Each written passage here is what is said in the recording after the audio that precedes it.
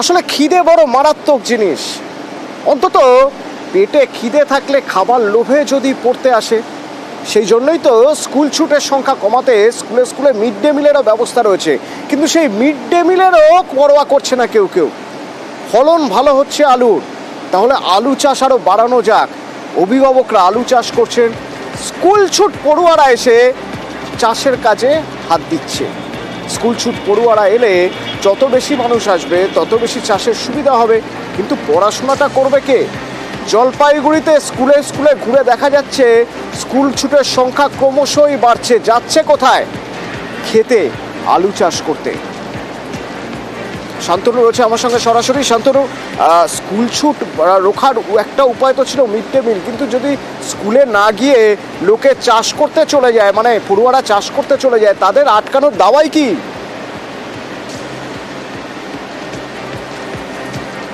দেখো, প্রশাসন যেটা বলছে যে এদেরকে আবার স্কুলে ফিরিয়ে আনার জন্য মূলত অভিভাবকদের সাথে তারা আলাদা করে বৈঠক করবেন, ছাত্রদেরকেও সেখানে রাখা হবে, বোঝানো হবে। এখানে স্কুল বন্ধু যারা রয়েছেন তাদেরকে বাড়ি বাড়ি পাঠানো হচ্ছে।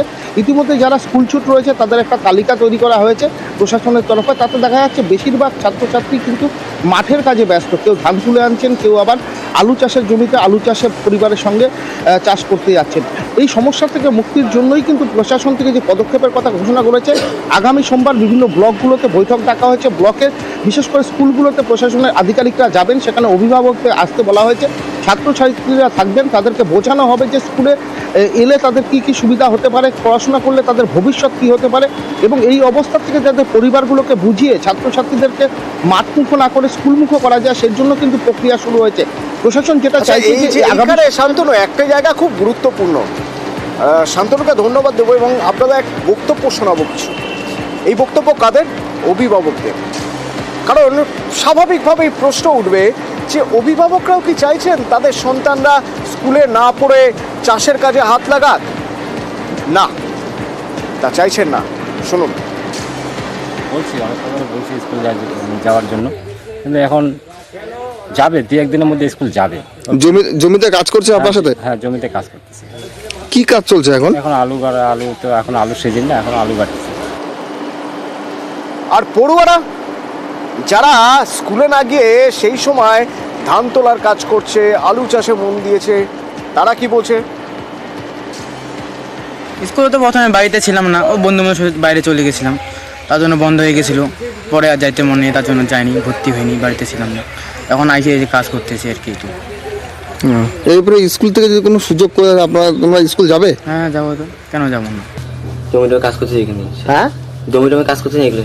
জমিতে কি কাজ এখন? এই তো আলু আনছেন। হ্যাঁ, কালকে ধান আনলাম। হ্যাঁ, এখন আলু টালু কাজ করবো। তোমাদের জন্য তো আবার পরে পরীক্ষা ব্যবস্থা করে স্কুল থেকে, তাহলে কি পরীক্ষা দিবা? তাহলে তো দিব।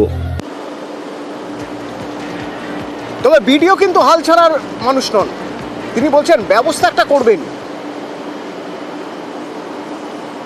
এরকম 35 জন স্টুডেন্টকে আমরা দেখতে পেলাম যে পরীক্ষা দিতে আসেনি। কোন কোন ক্লাসে? এটা আছে 6, 7, 8, 9 সবই আছে। একদিনে সম্ভব হবে না। এইভাবেই আমরা স্কুলগুলোকে আইডেন্টিফাই করে ড্রপ আউটের যে হারটা সেটাকে আমরা কমানোর জন্য একটা পদক্ষেপ নেওয়ার জন্য চেষ্টা করছি। হ্যাঁ, আমরা ফিরিয়ে আনবো।